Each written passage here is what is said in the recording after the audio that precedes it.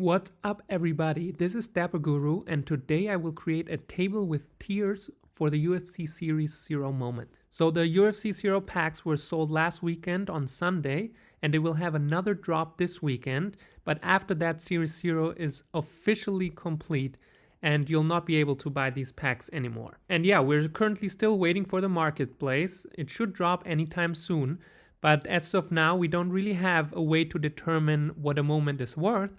So I thought it would be a cool idea to rank the moments in terms of their value.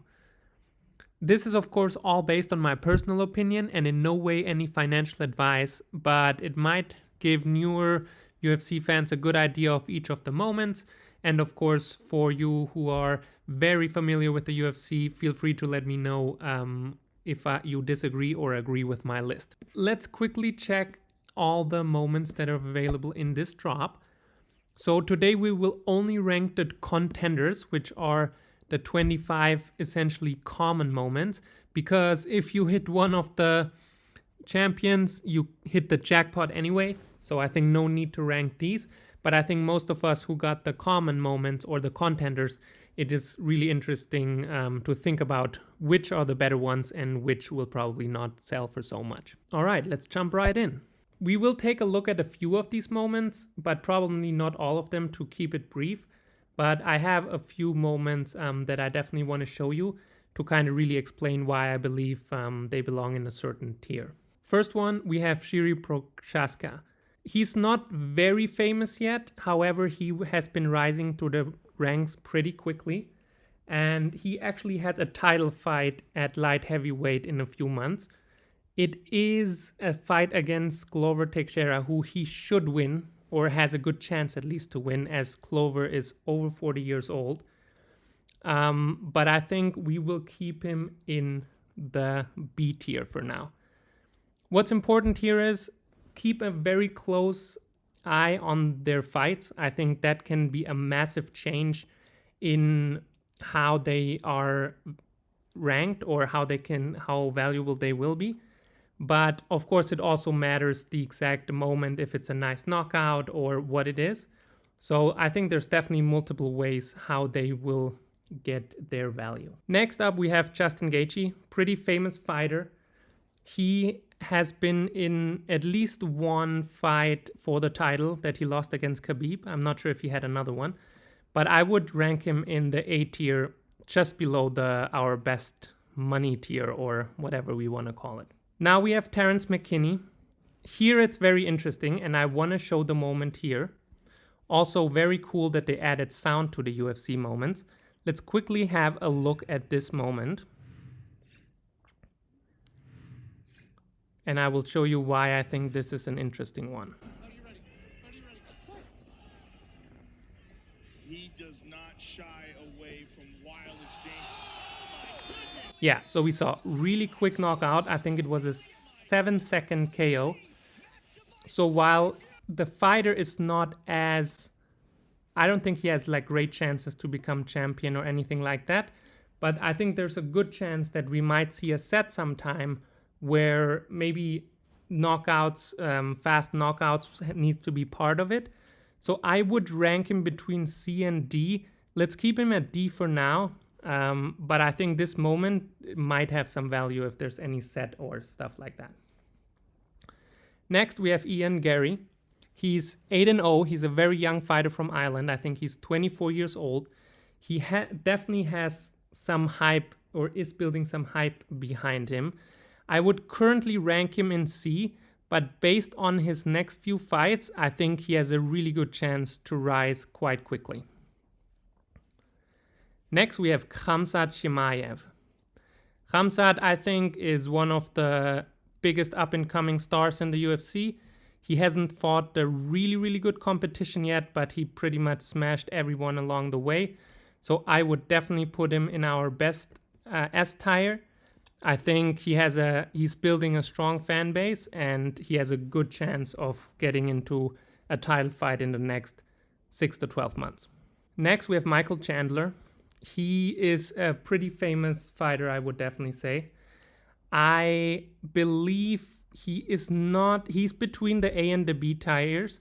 I would put him into B because he had just lost a title fight or less than a year ago. So I think he won't get another title fight very soon, which means I think I would keep him in B for now. Next, we have Alex Morono, fairly unknown fighter. He won 4 of his last 5 fights, which is pretty good, but I don't really see him going beyond our E tier here. He's just not famous enough. Then we have Dan Ige. He has a better name than, for example, Morono in terms of how many people know him, but he lost 3 of his last 4 fights, so he's definitely kind of losing a bit of steam, so I would put him also in the E tier. Next, we have Paddy Pimlet. I think this is one of the new fan favorites. I believe he has less potential than a Khamzat in terms of talent of fighting, but I think he has an equally big following. So we'll put him just under the S tier, which is the A1, together with Gaiji. Next, we have Edson Barbosa. I think he's fairly well known, but every time he fights the really good fighters, he's losing. So I think we'll keep him in the C tier here. Now, Kara Franz, very interesting fighter. He fights at flyweight. He has, he's quite good. He's lost a few fights though, so I will keep him for now in the B tier. Then we have Cheyenne Baez. For me, Cheyenne sells, so she's fairly unknown, and I would actually put her in the lowest tier. Nothing against women's MMA whatsoever. I think women's MMA will be huge in UFC Strike, but Cheyenne Baez is just not one of the famous fighters. I think on the champion tier we have Rose, we have Amanda Nunes, we have Valentina. So I think there's much better value in women's MMA currently in the championship tier. But I hope soon they will bring more women into the contenders tier as well. Next up, we have Rakic. He is pretty good. He's a contender in his division. He has lost a couple of fights, so I would personally put him together with Barbosa and Ian Gary here in the C tier. But watch him closely. If he wins his next fight, he could very well go up here as well. Now we have Julio Arce, or Arc. I don't know how to pronounce his name, to be honest. He has lost 3 of 5 fights, so I'm quite confidently putting him here in the lowest tier. Next, we have Luke Sanders, 36-year-old, lost 5 of his last 7 fights in the UFC, so this definitely sounds like he might get cut soon, and for that reason, we'll put him in the lowest tier as well. All right, so then we have Ilya Topuria. He is 11-0, undefeated, 25 years old, fighting at featherweight. Since he's a pretty big prospect, I would put him at the C tier. But same with for Ian Gary. Should he win his next fight, he's definitely on an upward trajectory here. Now we have Cyril Gane. Cyril is very good, obviously. He had a title fight on the weekend against Ngannou where he just came up short. That would have changed a lot if he had retained or gotten the championship. However, because he has lost, I will put him in the B tier. Next up, we have the champ from that same fight I just mentioned, Francis Ngannou. I think he is here to stay. He is a very great champ. He has some issues with the UFC in terms of contract, but if they can solve this, I definitely think he'll be one of the greatest heavyweights of all time. And for that reason, we'll put him right up there with Kamsa Shimayev in our money tier. Cool. Then we have Li Jingliang, who is mainly famous for getting submitted by Chimaev. So we will keep him in the D tier. He might have some nice international following, but other than that, I don't think he will be worth much. Now we have Alessia De Tirico. He lost 4 of his last 5 fights, and for that reason, we're going to put him right down there at the F tier. Then we have Kennedy Kuvo. I'm pretty sure I pronounced that wrong, but I'm not sure how to pronounce him. He's also not very well known, and I think we'll put him in the D tier. The D and E are all very close, so Maybe this could be just one tier combined, but for now, let's keep him like that.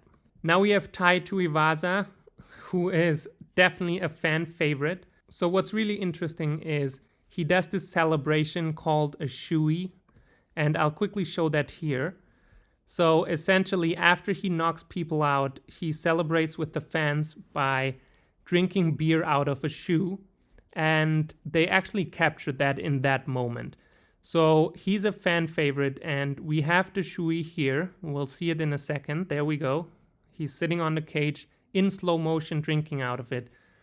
And because that's such an iconic celebration, for that reason, and the fact that he's a fairly famous guy now, although not one of the very best at his division, but definitely a household name, we'll put him in the B tier with the others. Now we're almost at the end. We have Chris Barnett.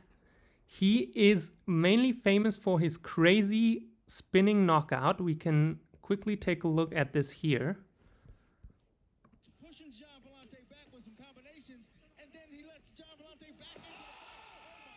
So this was a crazy spinning kick, and this really made him go viral. So while I think he's not one of the most famous fighters, this KO definitely is a highlight, and for that reason we'll put him in B as well.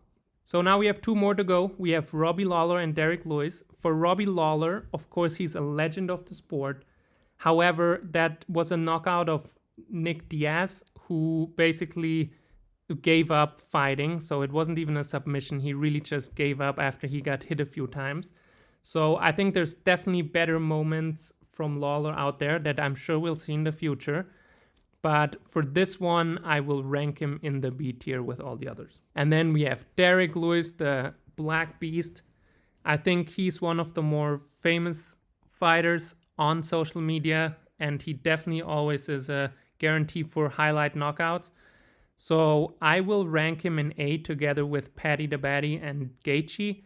But there is a fight scheduled between Lewis and Tai Tuivasa, and depending on who wins that one, that will definitely have an impact as well. So yeah, here we are. That's my tier ranking. Let me know what you think in the comments below. Also show me what you pulled on your pack, and I'll definitely see you next time around.